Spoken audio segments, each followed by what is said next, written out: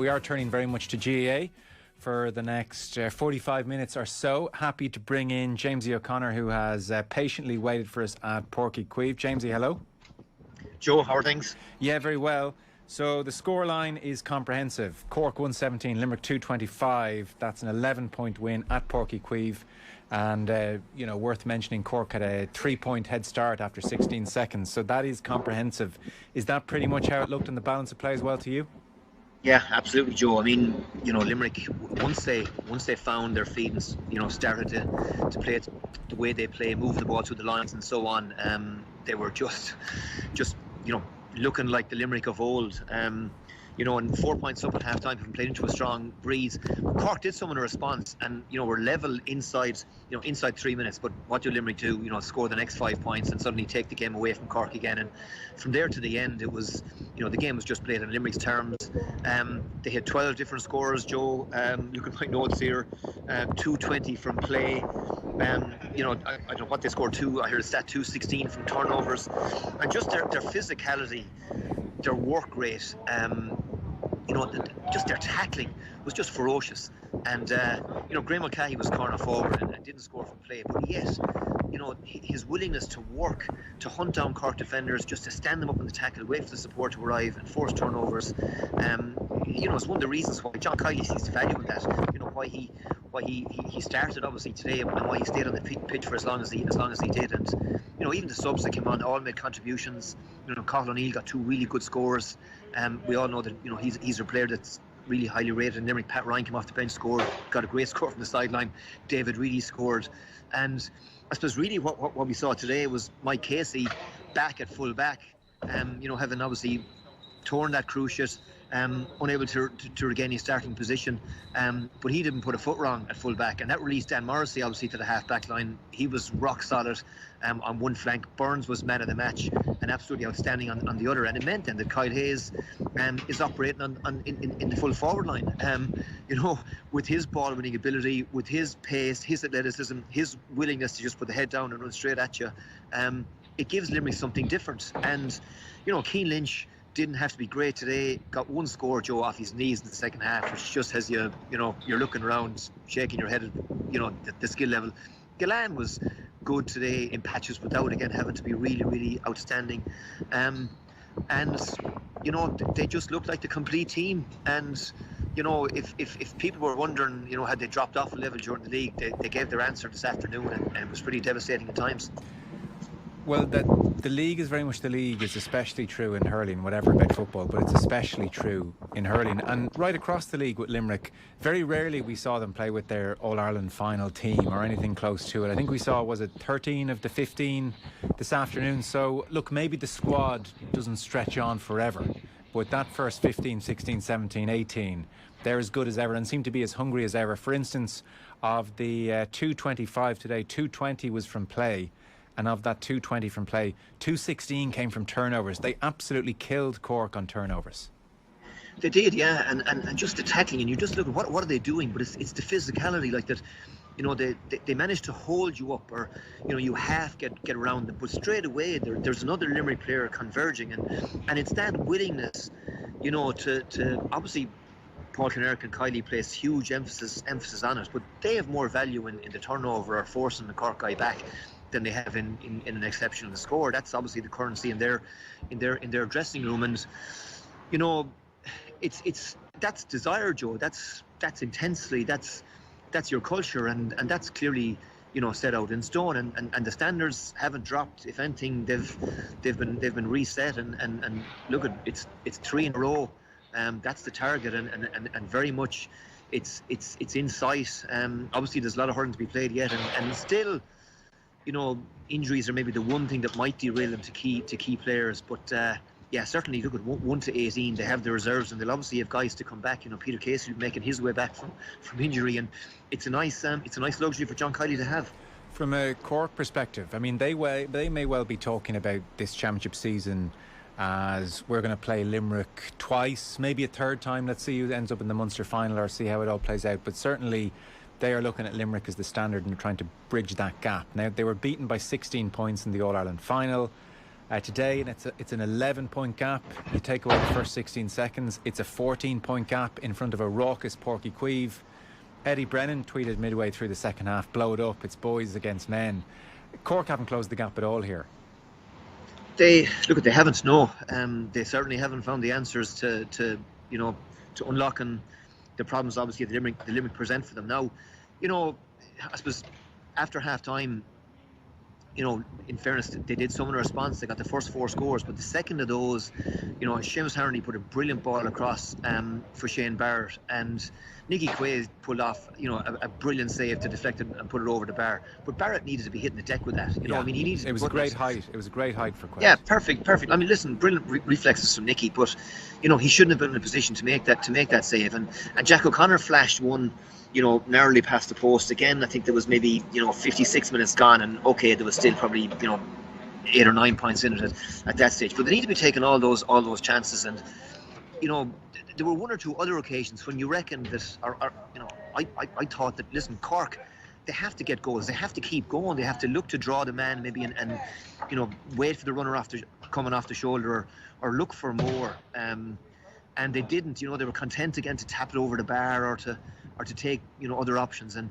that's something that they have to look at. But you don't just go out, Joe, and pick ball-winning half-forwards off trees. And Limerick have those in Morrissey. They've got it in Hagersey, in Kyle Hayes, in Keane Lynch, and Cork just couldn't get any traction on their own puck out. They went short, and then Limerick quite happy to give the ball to the full back line, but then pressured, and it went back to the keeper, and then he went long, but there was absolutely zero change from it. Burns and Morrissey were just totally dominant on that second ball, or that long delivery, and they effectively had no real platform from which to play. Now they still scored 117, but as I said, you don't just manufacture these ball-winning half-forwards, and teams that win All-Irelands invariably have them. Kilkenny obviously had them for years. You know what I mean? Martin Comerford, you can go back to John Hoyne, guys like that. Richie Power, Henry, obviously, Eddie Brennan. They were all able to win their own ball, and Cork just don't seem to have those type of players. And the middle third, even Will O'Donoghue, just the enforcer, just the physicality, the work rate. I mean, there was one point there where, we know Mark Coleman is quick, and Coleman took off up along the sideline here in front of me, deep into the second half. And O'Donoghue was after him, bursting a gut, closing the gap.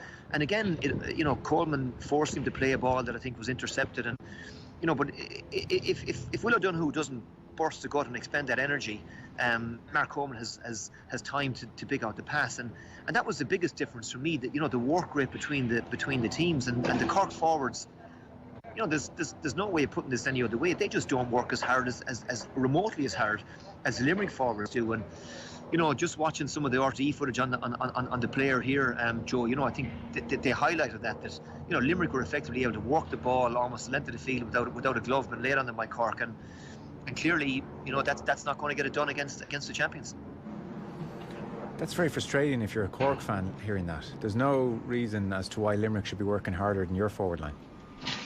There isn't, no. And sometimes you're looking at it and you're saying, is that just tokenism? There's a half-hearted effort maybe in the tackle. And you look at Graham Mulcahy, probably the smallest man, on the field, and yet, and consistently, under Kiley, anytime Graham Mulcahy has played, it's, he sometimes sets the tone in terms of his willingness just to put his body on the line and force turnovers and put the hard yards in, and really, it just doesn't seem to be in the makeup of some of these Cork forwards. And look, they're good players and they're talented and they're very, very quick and very, very skillful, but there's more to the game than that.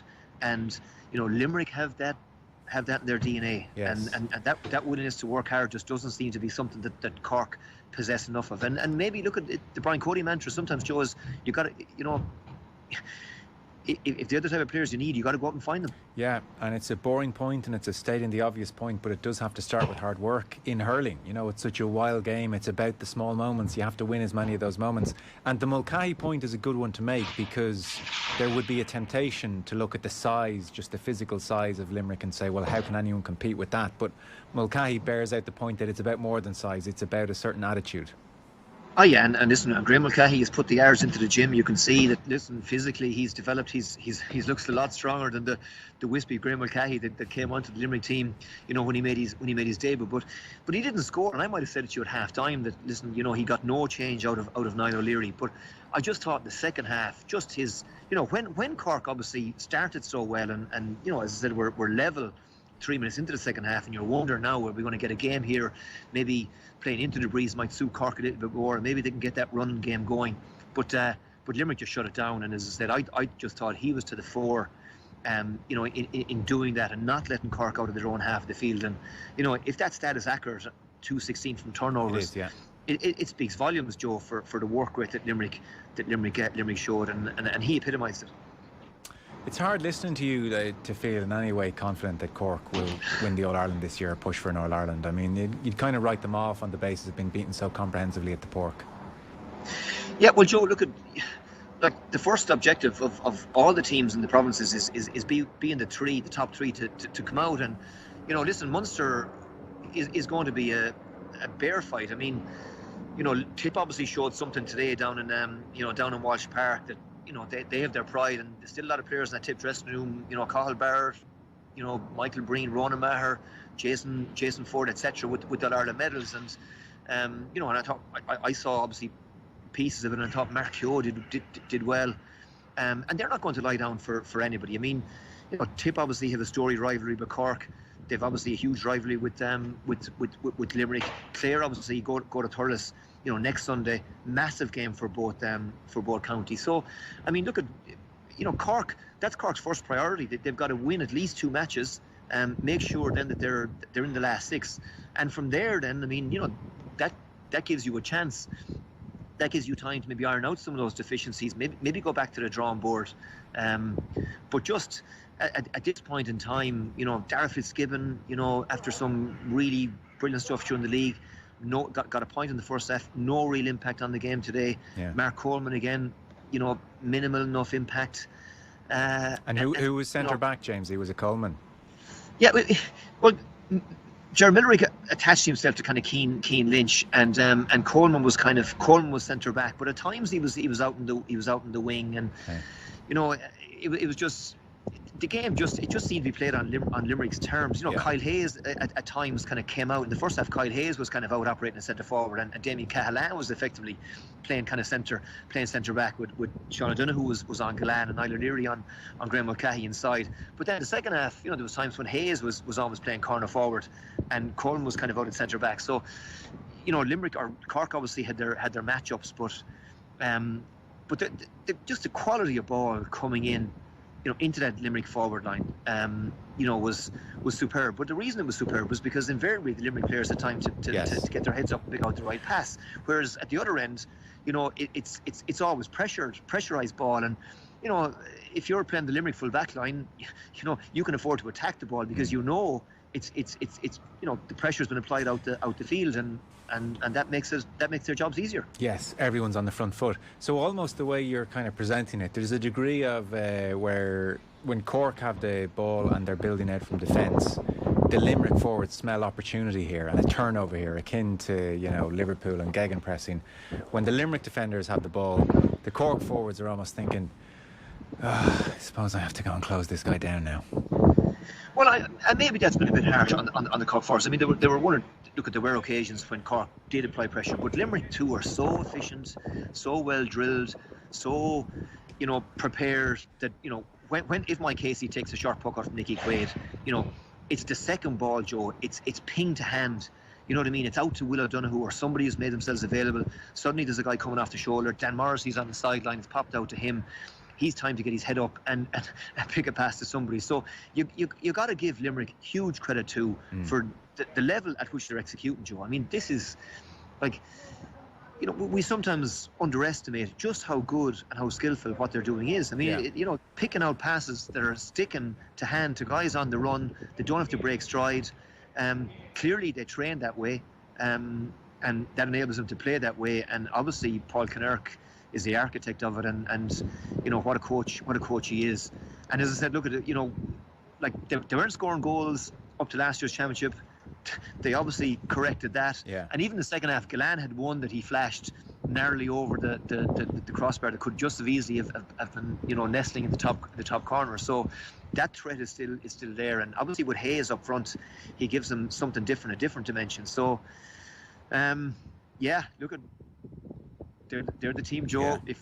If we had any doubts about it, they're the ones that they all have to beat. And Liam Cahill will have no doubts about how difficult the challenge will be next Saturday night in the Gaelic grounds. So to be fair then, because this all might sound a touch harsh on Cork, today is just a reinstatement of the qualities of Limerick. Today's more about, and the gap between these two teams, it is far more about Limerick's brilliance than the shortcomings of Cork. That'd be the fair way of putting this? I think so. I mean, listen, look at Cork supporters and Cork hurling men will probably, they won't have been happy with today, and obviously the way it went, and but look at Kieran Kingston can only work with the players that he's got, and these are probably the best players in Cork, and maybe people might feel that Joe Mahoney needs to be further up the field, or maybe needs to be centre back, or Mark Coleman needs to be shoved forward, maybe Darragh O'Leary might come in the edge of the square, but I didn't think Damien Cahalane did a whole lot wrong today.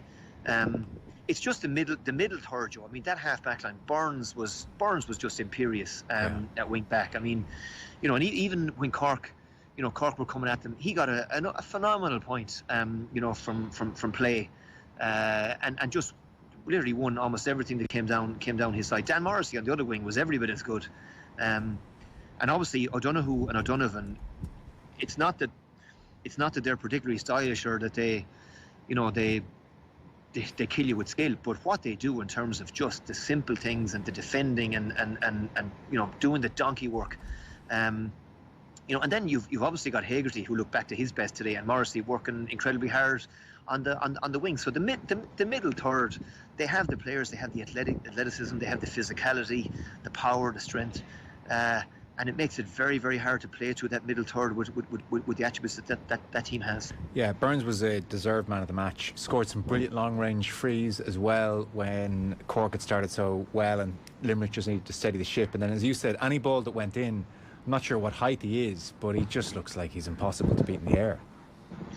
He is, yeah. I mean, and that's the one thing again. And again, it goes back to Paul Kinnerk and coaching. I mean, Kilkenny for years obviously dominated the aerially. They were so good in the air, but Kinnerk obviously I think has coached Limerick in terms of breaking it down. How do you compete for a ball in the air? And Limerick now are arguably every bit as good as Kilkenny were. And when you're Diarmaid Burns and you're 6'5" and you're Gearóid Hagerty and you're 6'5" or 6, and you're Kyle Hayes and you're similar size, and Dan Morrissey isn't small and the other wing either.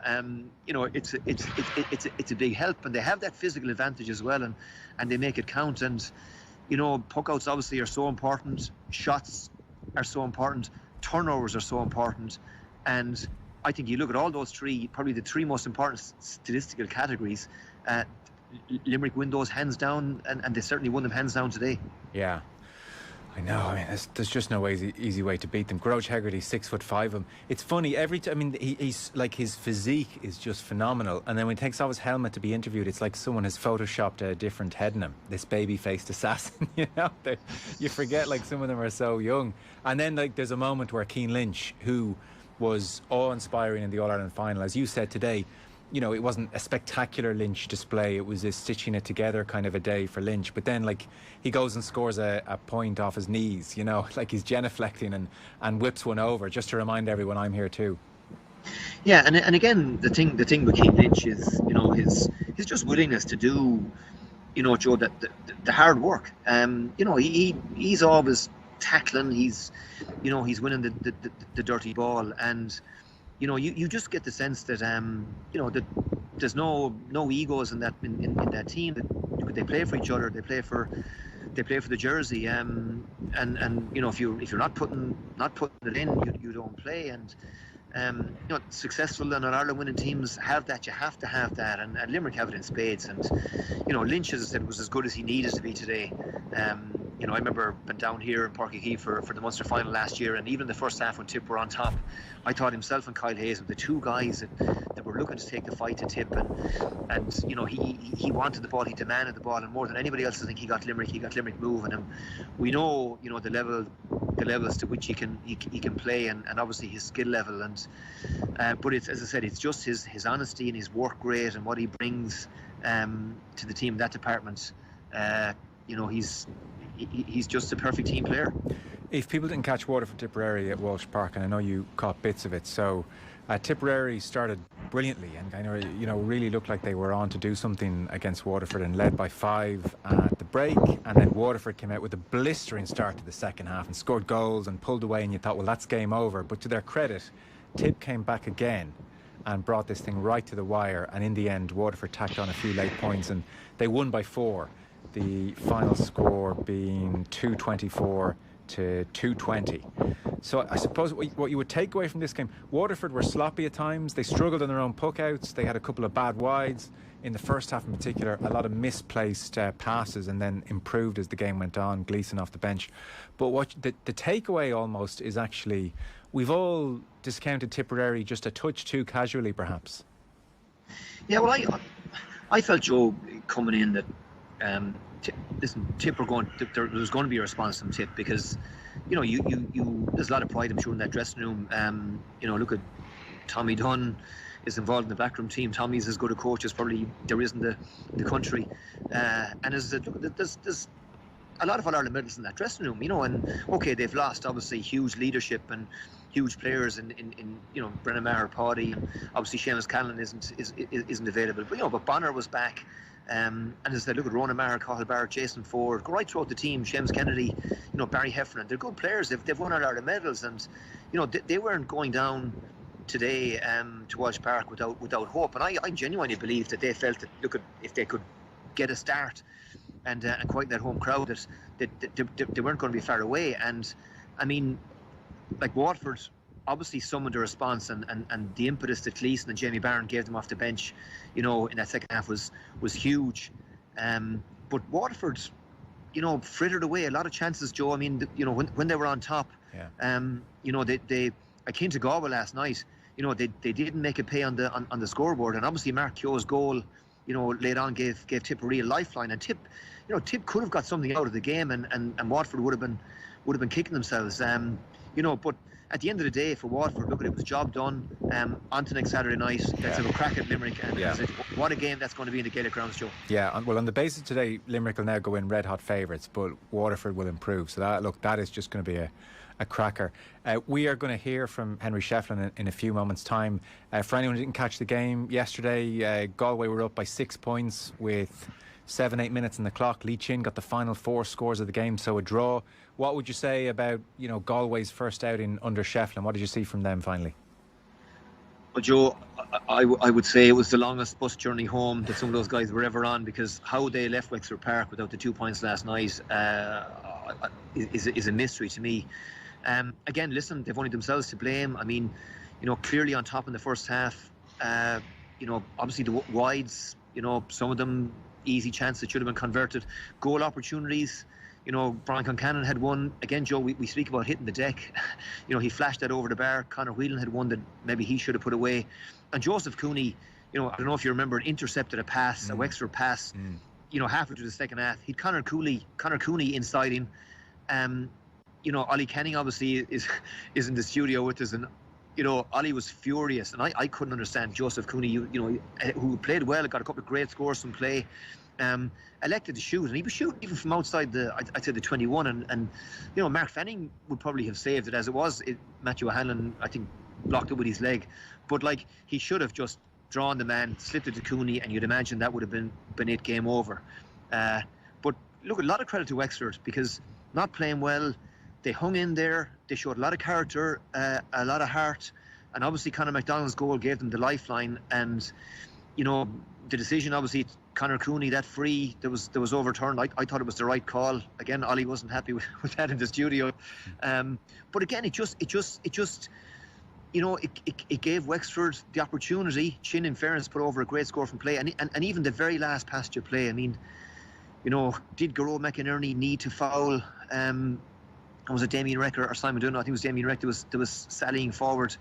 Again, if Wexford are good enough to work the score from play, fair enough. But to give them a free puck, and then again, credit to Chin because he nailed it. Henry couldn't have been happy with it. And as I said, I would say he was desperately frustrated. At the possession they had, at the number of shots that they managed to get off, that they didn't take the 2 points. And really, sometimes, Joe, someone wins the draw. I think maybe Dennis Walsh said that in the paper this morning, and certainly Wexford won that draw, and were by a mile, I'd say, the happier side, in Wexford Park last night. Okay, Jamesie, appreciate the time. Great to have you with us from Porky Queeve there. Thanks so much. Cheers, Joe. Take care. Cheers. Jamesie O'Connor there, who watched Limerick beat Cork very comfortably in the end at Porky Queeve. We're going to take a very short break. Andy Moran was talking to Moran after Leitrim beat London in Ruislip. It was touch and go for a while. In the end, 4-point win for Leitrim. We're going to hear from Henry Shefflin as well, speaking after last night's draw. We will hear from both Waterford and Tipperary managers, and Paddy Maher, who was at the game for us at Walsh Park. Waterford beating Tipperary 224-220 earlier on. Chelsea have booked their place in an FA Cup final, 2-0 winners against Crystal Palace. It has just gone full time. It was close enough for about an hour. Then Ruben Loftus-Cheek scored on 65 minutes. Mason Mount with the second on 76 minutes. 2-0 win. Chelsea, they will play Liverpool in an FA Cup final. Welcome back. Joe Molloy with you this evening. We're reflecting on the GAA weekend that was. So this afternoon, obviously the hurling took centre stage in Munster in particular, but in Ruislip there was a Connacht Football Championship quarter-final, and it was Andy Moran and Leitrim taking on London in Ruislip. London, obviously, after a fantastic league campaign, were feeling good about life. In the end, it was a 4-point win for Leitrim and for Andy Moran. It finished London 2-11, Leitrim 3-12. But really, Leitrim needed an injury time goal by Ryan O'Rourke to just settle the matter. They only led by a point at half time, so this was far from super comfortable for them. So a 4-point win in the end. Maura Tarasin-Ucalig was in Ruislip, and she spoke afterwards to the Leitrim boss, Andy Moran. Andy Moran, I'm just delighted to see that you're as animated on the sideline as you used to be as a player. I saw when one of the Leitrim goals went in, the first thing you did was, just when you played for Mayo, began pointing at other players. Yeah, it was if you look at all our goals, I think Darren Maxwell for one, James Rooney for the other, it all starts back here, and I suppose as a forward we always got the credit, didn't we? So it's nice to kind of recognise when someone does something brilliant back the field that you recognise them and you say it to them. But what an occasion, what a pitch, what a setting. And I think for two lonely Division 4 teams, I think we put on a feast of football there for the supporters. It was just an amazing game. For sure. When I was watching it, and I really hope this doesn't come across as any way of disrespect for teams in Division 4, but the energy of that game, it was such a great ad for the Tailteann Cup that I hope that energy carries through and that people go to these games, because it was the most entertaining hour and 10 minutes of football I've seen in a long, long time. Yeah, a lot of people have asked me since the end of Division 4, I said it's the weirdest division ever, because you've Waterford who finished with 1 point and barely lost by more than 3 points in any game. They were competitive, and they drew with Tipp, who got promoted, and it was just it's such a competitive division, because you're playing against teams that are similar level to you. Obviously the fitness levels have come way up, both from London and Leitrim, and it'd be nice to see us go now and playing Mayo and Galway and show that we've improved from last year. How stressful is it on the line? Yeah, them last 6 minutes. I said, how many minutes? And so did I. Yeah, in the Stenson, the chairman turns around to me and he goes 6, and I'll tell you, it ticked. And luckily we had a brainwave to put Mulligan on for the last 6-7 minutes, and I think he just controlled the game for us, and he just got us up the pitch and got us over the line, which was huge for us. You're so used to, obviously, when you played for Mayo, those last final minutes here, that last play you got on the ball, either popped it over or popped it to somebody else. Do you feel that stress on the pitch the same way you do on the line? Because I know that's what listeners will be interested in, like the difference. How does it feel in between the white lines and outside the white lines? Yeah, I wouldn't have been as stressed on the field at all, to be honest with you.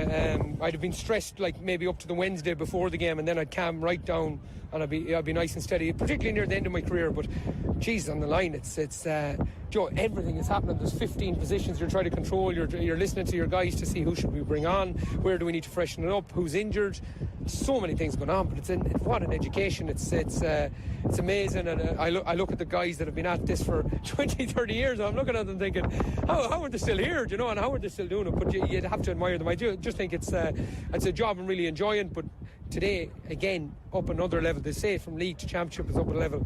The stress and the pressure on that today is just huge, and it's lovely just to come out with a win at the end of it. Finally, one more question. There's another big event happening next weekend. Galway against Mayo, and you face the winners. And don't give me the party political answer now. Who would you rather face into? Oh, there's no party political here.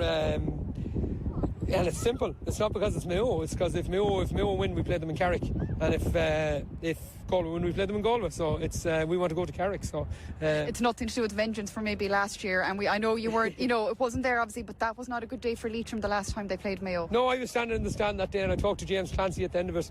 And little did we know, 6 months later we'd be standing on the sideline in London managing Leitrim. That wasn't the plan at the time. Oh, come on now. It was like we were like, it's so unfair, and it's all this. But no, you go into these counties, you see when London put in a structure and they get really good management team behind them, the fitness levels and the energy levels they can get to the players, they can get playing for them. And we're the same. We've got 36 fellas there bursting themselves with under-21s that competed really well, under-20s that competed really well with Mayo during the week. There's football in Leitrim, Moira, and it's just we're just hoping we can push it through. Do you miss the football pod? Yes, and I'm jealous that it's so good. It's still it's brilliant. Like I listen to James and Paddy every week. Paddy's just brilliant, and James has been such a good addition. So yeah, to be fair, I do miss it. I do, and I'm slightly, every now and then I get slightly jealous of it. But it's it's just a brilliant show, and it's telling. Well, look, I'm sure you can ring in whenever you want. Gurmila Mad, Andy. Thank you. Cheers. There we are, the effortlessly likeable Andy Moran speaking to more interest in Calyx. So Leitrim through to Connacht semi-final. We'll switch back to hurling. Last night a draw between Galway and Wexford, as we were saying, with Jamesie O'Connor. Galway be kicking themselves. They were 6 points clear with 7-8 minutes to go, and coughed it up, and Lee Chin came on, got the last 4 scores of the game. So post-match, as you might imagine, disappointed. Henry Shefflin was speaking to Galway Bay FM. Have a listen. Henry Shefflin, in the end, a draw, probably disappointing end in the sense that they got a couple of frees that maybe from a Galway perspective that you may have been happy with.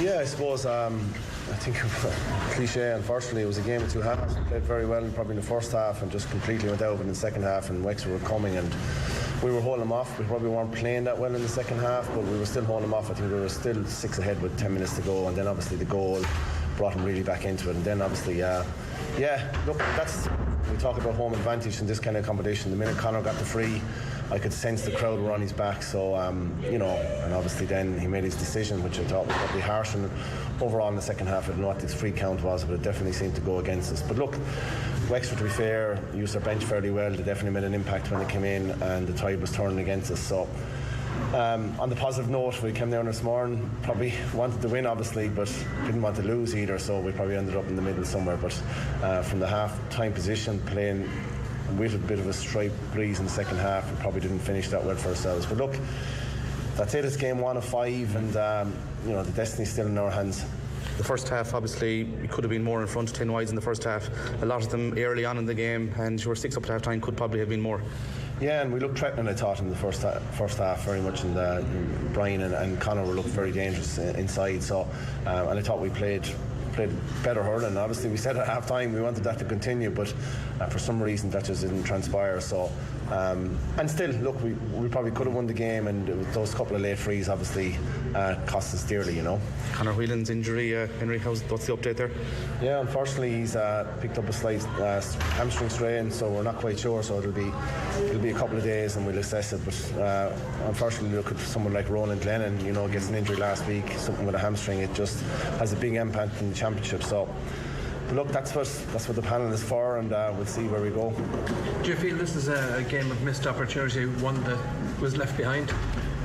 I'm sure Wexford think the opposite, but for me, yes, it is, because the match was in our grasp. It was 72 minutes in, we were 2 points up.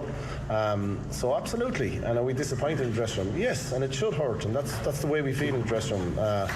But look, as I said, we pick it up, reassess, and we go for next week for Westmeath, and that's the way this championship match is, and this campaign is. This is the beauty for everyone else of the round robin. And we still have 3 games at home, so and that's where we need to start strong next weekend and try and get a win up in Salt Hill. 6 points up at half time. The wides tally, was that something you discussed in the dressing room at half time? Was it a worry for you? It wasn't, because I thought in general play we were performing fairly well, and you'd be hoping that, look, it was the first championship day out. Obviously there was definitely 3 or 4 in the first few minutes where we didn't score, and Wexford went up and got a point straight away, and you're hoping it's just a bit of, I suppose, nerves, and that things will settle and that you'll kind of grow into it in the second half, but that wasn't the way it transpired. You have very little time now to the next game, and I'm sure we have possibly a couple of injury worries tonight. Yeah, but every team is the same. That is the one good thing, and people are going to pick up injuries as they go. So, but look, the one thing about it, it's up in Salt Hill, and we want to make that a bit of a fortress for ourselves, and we just have to get the bodies right, recover right, and look forward. And from a player's point of view, isn't it great that you're facing into another game very quickly? You're going to be disappointed today going home, but you face into a game very quickly next weekend, and you focus your mind on that. And the second half, how would you sum that up? I thought Wexford played a lot better. Obviously their bench came on, and we knew they were going to have an impact, and that's what happened. And obviously Conor McDonald was causing some troubles inside, and the goal gave him a big lift. Up to that point I think we were probably tacking on, and we probably had an opportunity ourselves. Joe Coney went through, probably should have thrown the ball off, and if we'd have done that, who knows, we might have got the goal the other side. But definitely Wexford played a lot better. I'm sure they were disappointed in their first half performance, and it flipped for us in the second half. We baffled that the linesman was trying to go back to free, the last free, and the referee wasn't taking up the communication. That's the linesman was trying to indicate that the free should be further back to the free. I didn't actually see that now, and I did sense the crowd was straight on Connor's back the minute it was. The minute he went over the free, so it probably was a thing. I don't know, we can all go on timing and stuff like that, but he was sensing it, and I think when Connor picked up the grass and stuff like that, probably was the final nail for him. And you mentioned obviously the home games, Henry, with the Wexford crowd here obviously getting behind their team near the end. 3 games in Pearse Stadium, crucial from a Galway perspective. Yeah, and there was a good crowd there from Galway today. It's a long way to travel, so it was brilliant to see that. But no, it is, and I said, that is this championship. It was there was a lot of draws in the last run off in 2019, so it's a very big game for us, and we need to perform and try and learn from today's lessons, I suppose, that we didn't do well in the second half, and maybe some of the execution in the first half as well. And there was a lot of obviously newer guys out today as well. Keenan Fahey made his first start at senior level for Galway. Evan Nyland obviously starting for the first time as well. Gavin Lee came in, Jack Hastings came in, so a lot of new guys starting out in a serious championship battle. Yeah, there's been a big transition. I think from last year's 20 that we used against Waterford, there's 9 of those players unavailable at the moment, so there has been a big transition. But you look at someone like Tom Mon and Jack Grealish and the other players you've named, who since came in for trials, and they're performing, this is a great benefit for them as well. So no, look, it is a panel. The last few weeks have been good in the sense of trying players, and I suppose we'll see what next week holds with injuries and the form of lads, and we'll look forward to Westmeath. And how far is Jason Flynn away now from being back in the matchday squad? Jason's still a bit away yet. Unfortunately, he had a little small setback about a couple of weeks ago, so it's pushing back by another week or two. So that's he's just a work in progress, unfortunately. Is Roland Glenn gone for the year then, Henry? Well, it all depends on how we perform in the Leinster Championship, truthfully, yeah. So it's going to be tight for Ronan. So that's 6 matches, 5 weeks. So bad hamstring injury is obviously 6 or 8 weeks. So again, he's going to be stretched to see the latter stages of it. You would have been happy with the defensive performance overall. I thought a lot of the lads were excellent down the home stretch. Horick Manning caught a ball, Darren Morris caught one, I think Dolly caught one as well. That wasn't an aspect that you would have been unhappy with, I'd say, defensively. No, and I thought the tackling was very good, and they were very aggressive, and I said I thought they worked very hard, and probably worked so hard come the end they were probably blown a little bit, and that's good too. So and I just thought we were punished a little bit too much in some of the frees and stuff like that, and that just hurt us, and we couldn't get a little bit of flow. We used to come back and get 1 point here, but as I said, up to the goal we were probably still comfortable enough, and the goal just kind of turned the tide a little bit, and obviously then the home supporters got really behind Wexford. There you are. So that's Henry Shefflin speaking to reporters after Galway's draw at Wexford yesterday. Back to today then. So Munster Hurling took centre stage, and Walsh Park for the opener was Waterford, very much fancied against Tipperary. Tipperary made far more of a game of this than most had anticipated. In the end, Waterford tacked on a few late points to win by 4, 224 to 220. We had 3-time All-Ireland winner Paddy Maher watching the game for us, reporting on the game, and at full time he had a chat with Off the Ball's Di Boland. Paddy, what did you make of the game? Yeah, I suppose first of all, great game of hurling. It was very exciting. It was end to end throughout the game. suppose Waterford got a massive start. There were 4 points to no score up, and but Tipp came storming back into it after Mark Keogh's goal there in the 6th minute, and from there on Tipp took total control of the first half, I thought, and had to be very happy with a 4-point lead going in at half time. This was your punditry debut. How did you feel waking up this morning? Like, only a few months ago, your plan was to be out on that pitch, not here beside me, but how did you feel coming to this game today? Yeah, very strange waking up this morning, in fairness, and even coming down there today before the game, it's a lot different to what I was used to, but I suppose it didn't really hit me until I actually came up here to the press box here, and looking out with the lads warming up and whatever, it was a bit strange, very strange actually, but thoroughly enjoyed the game as well, and got into as good as any supporter in the finish.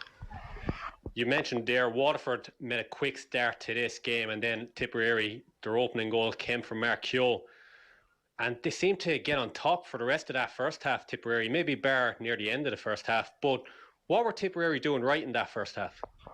Yeah, I suppose after the start Waterford Tipp got the goal and just settled, and they were just tight to every Waterford player. Waterford went short for a lot of puck outs, trying to work it up through the field, and Tipp just weren't letting them. They were delivering the ball into a crowd of Tipp lads, so they were really packing out the middle of the field, so Waterford seemed kind of, it looked like they were kind of divided of ideas there for a while. It didn't seem the Waterford we were looking at throughout the league, in the league final especially. So, but yeah, they clipped 1 or 2 points just finishing up in the first half, Waterford. So that kind of gave them a bit of a boost going in. Instead of being 6 or 7 down, they were 4 down, and they had momentum then going in at half time.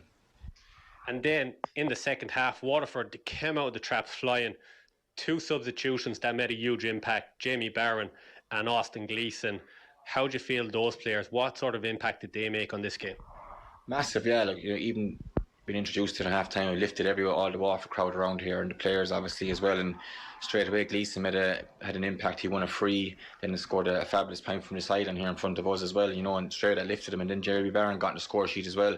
They made massive differences to the game. Austin got a great sideline as well. Really lifted the whole thing. And even Nearly Daly coming on there for the last 10 minutes.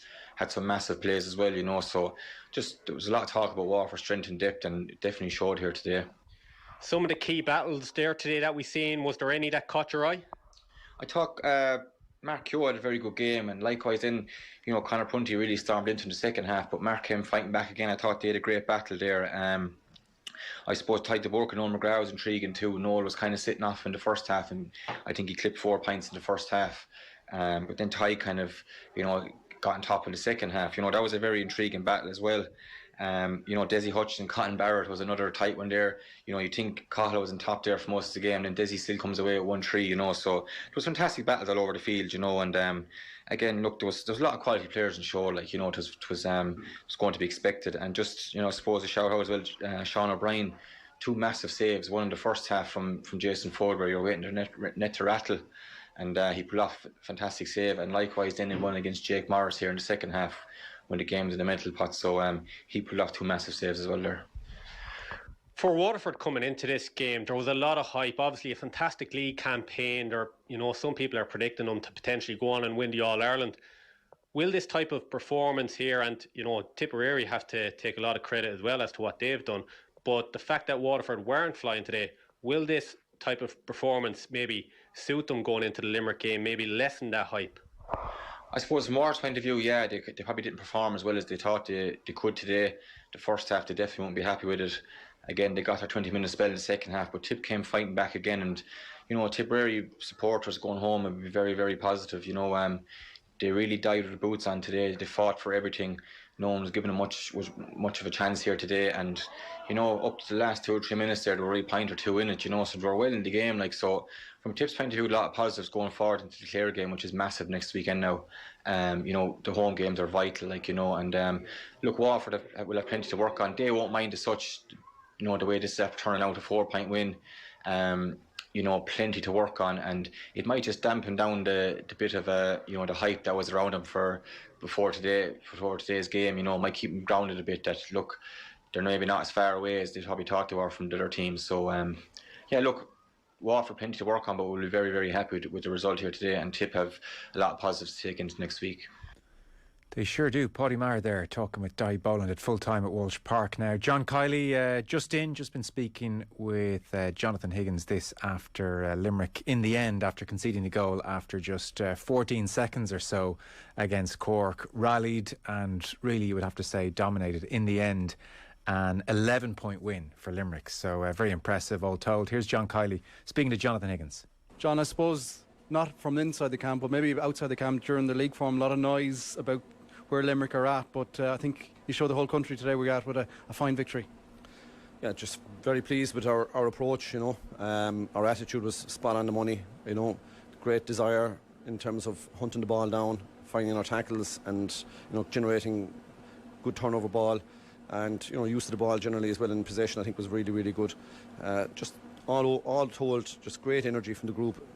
Our subs coming off the bench in particular gave us a massive little impact there in the last 15-20 minutes as well. Everybody contributed handsomely. So listen, for game one, a good start, but improvements to be found now in the next week again before we play Waterford clearly. It seems like a long time ago, but you think back, was 16 seconds or so when Cork scored the goal from the throw-in, but you answered in style and, I suppose the goal just before half-time as well, a big moment in the game. It was a great goal, good line break and, really good finish from Kyle, minded the ball well, got it really close to the keeper and just put it away. And he backed himself, and, he got a job to do today. He's played wing back for 2 seasons. He's been built into the forwards for us today. And, it wasn't like he had 5 or 6 games in the league to get used to that again. He just had to basically turn it around. So that wasn't an easy challenge, but one that he did for the team. He struggled in the first half to get on the ball, maybe did really well off the ball in terms of applying pressure and making tackles and stuff like that, but the 2 possessions he did get, he got 1-1 off them, so that was, a very telling factor. And to answer your question, that goal was absolutely a great, energy filler for us as a group going in at half-time. And similarly in the second half, Cork rallied. They might have had a goal chance, a wonderful save from Quaid, got things level, but again, your ability to shoot from distance seemed, just to almost be the difference in the end. Yeah, eventually, we had 17 wides, so clearly not something we'd be happy with. Every year we seem to come back with a low scoring efficiency at the start, and we need to work on that. We need to do something about that this week now. Individually, the players need to make sure that we tidy that up a little bit and get it down a notch next week. Get it down to 13, 14 if we can at the most. So, but like Cork did bring great energy in that first 5 minutes, where the fantastic goal after throwing, just opened us up. We couldn't deal with it, and we didn't deal with it. And then straight after half time, they created a couple of chances as well, and we were lucky enough to get back and make the last ditch tackles that forced enough pressure on the ball to give Nicky a chance to make the save. So, all told, defensively, I think it was a great performance from us from front to back. Our forwards, I think, defended really, really well for us today. Put enough pressure on the ball coming out from the Cork defence, to cut down the number of opportunities that Cork had to get on the ball, So, listen, game one, 2 points on the board, happy with that, but we move on. And lastly, John, the thing that I found quite notable from having a higher view looking down was the intense work rate. Like, we all know your players are highly skilled, but the work rate, they just seem to, every collision they seem to go for. That has to be very pleasing, as you said, on first day out. Yeah, well, listen, there was a question or two asked, I think, of this group, in recent weeks, and I think they've given a fairly decisive answer, These boys are incredibly united as a group, and, we have very high standards, and they have very high standards of themselves, and, how we play the game. Our coaches demand a hell of a lot from them in terms of the standards that are there, and we've got to go and raise that bar again now next week, and that's the challenge that this group has. But good start, but more to be done. John Kiley there. So we'll bring on next week. Waterford against Limerick is going to be very, very tasty. So Shane Lowry's just split the first fairway. If you're into your golf, it's a very nice 4 or 5 hours ahead because it's a hell of a leaderboard. Cam Davis, Cameron Young have just jumped to 12 under. They've made good starts. And then on 11 under, we have Harold Varner III, who's playing with Larry in that final group. And then on 10 under, you have the likes of Jordan Spieth, Patrick Cantlay and Shane Lowry. So a lot of quality, and going to be interesting to see who comes out on top there. Just before we go, by the way, of course, we are Easter weekend, and Off the Ball and Fairhouse Racecourse have been celebrating the 150th running of the Boyle Sports Irish Grand National at a special Off the Ball road show. So star-studded lineup. We